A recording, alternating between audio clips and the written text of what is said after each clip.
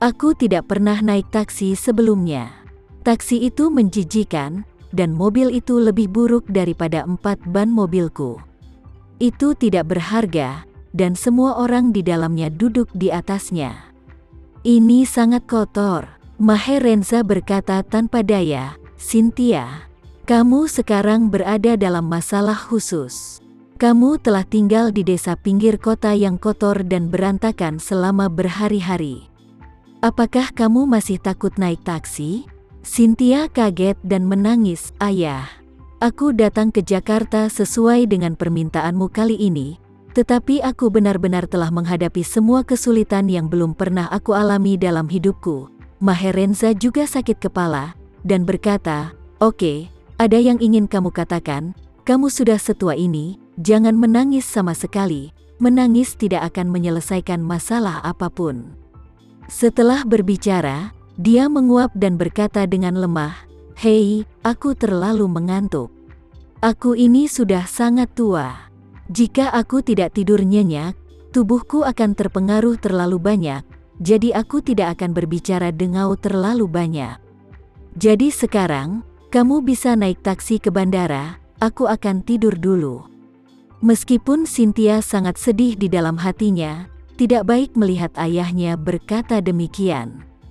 Jika dia terus memaksanya, dia hanya bisa dirugikan dan berkata, "Kalau begitu, ayah, jangan lupa memesan pesawat sebelum kamu tidur." Maherenza sangat lelah dan berkata, "Kamu tidak perlu meneleponku untuk hal-hal sepele seperti mengirim pesawat. Kamu bisa menelepon Leo dan biarkan dia mengaturnya." Cynthia semakin sedih mendengarnya. "Tentu saja aku tahu. Aku hanya akan berbicara dengan Leo untuk hal semacam ini. Tapi alasan mengapa aku pergi ke lelaki tua itu secara langsung adalah bukan untuk berpura-pura menjadi menyedihkan di depannya. Ini juga akan membuat kesan orang tua itu terhadap Tamarenza lebih buruk.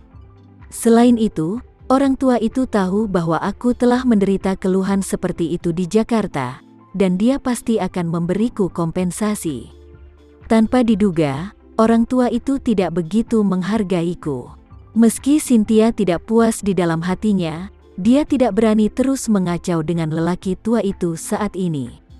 Dia akan mengucapkan selamat malam kepada lelaki tua itu dan segera mengakhiri videonya.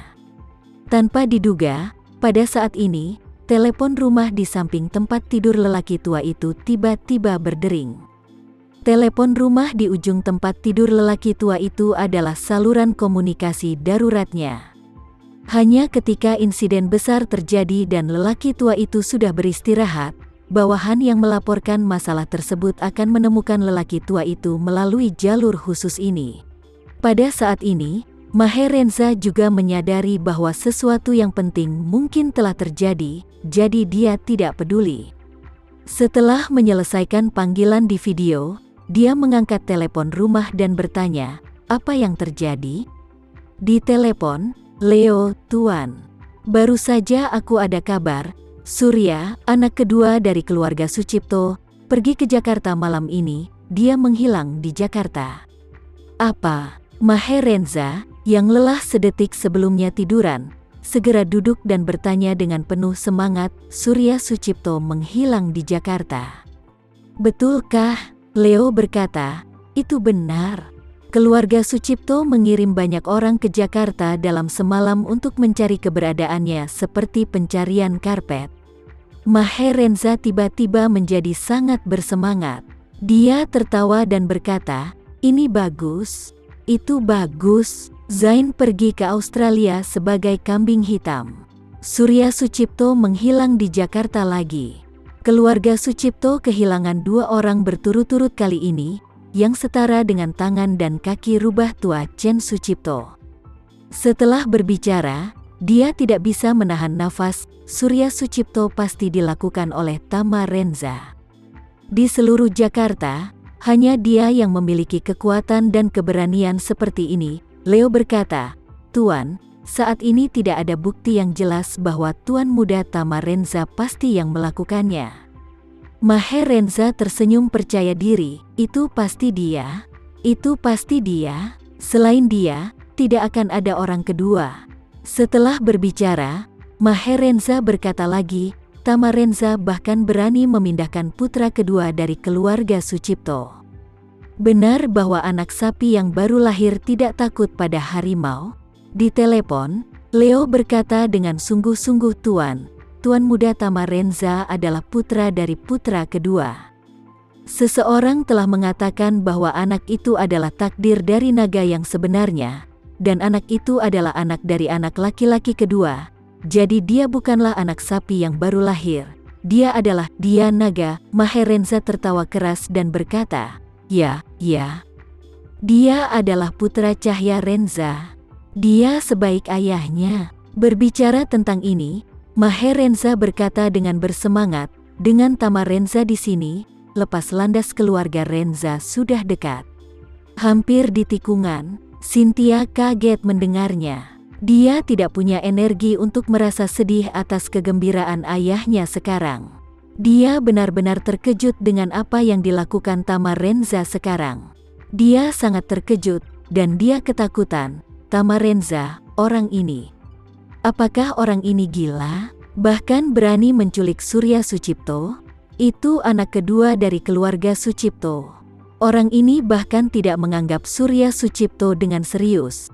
Dan jika aku terikat, apa yang akan aku lakukan untuk membuatnya membayar penghinaan yang dia berikan padaku? Saat ini, Maherenza tidak punya tenaga ekstra untuk peduli terhadap masalah Cynthia.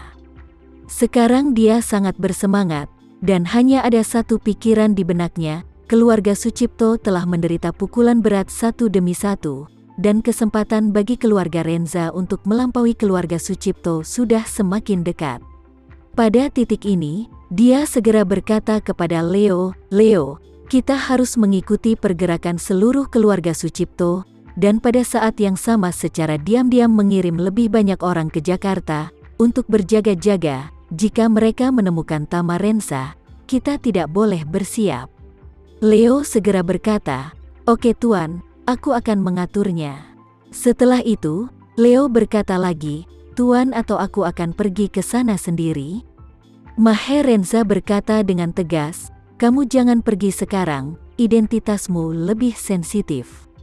Jika kamu pergi ke Jakarta saat ini, keluarga Sucipto pasti akan berpikir bahwa masalah ini terkait dengan kita, jadi kamu tinggal di Surabaya bersamaku dan melihat perubahannya. Baik, Leo buru-buru setuju, dan berkata, Tuan, perintah apa lagi yang kamu miliki? Maherenza menasihati, kamu beritahu semua orang sekarang. Aku akan ada pertemuan dalam 20 menit. Juga, jika ada pergerakan di Jakarta, kamu harus melapor kepadaku tepat waktu.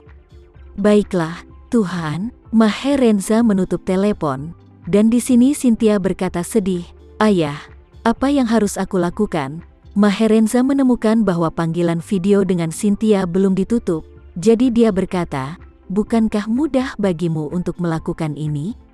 Telepon saja Leo dan minta dia mengatur pesawat untuk menjemputmu. Setelah berbicara, Maherenza teringat sesuatu dan berkata, ngomong-ngomong, Tamarenza membiarkan orang-orang di bawah tangannya melepaskanmu? Lalu kamu tidak melihatnya secara langsung? Tidak, kata Cynthia dengan marah.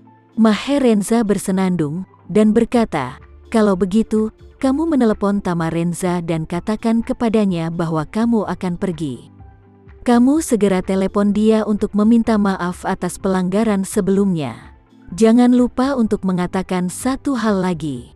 Berada di Jakarta selama beberapa hari juga telah menyebabkan masalah baginya. Cynthia tertegun dan berkata, apa? Ayah, dia memperlakukanku dengan sangat buruk. Kamu membiarkan aku meminta maaf padanya, dan juga dia menahanku di Jakarta selama beberapa hari yang sulit. Kenapa bisa aku yang menyebabkan dia kesulitan? Maherenza berkata dengan dingin, karaktermu benar-benar perlu diubah.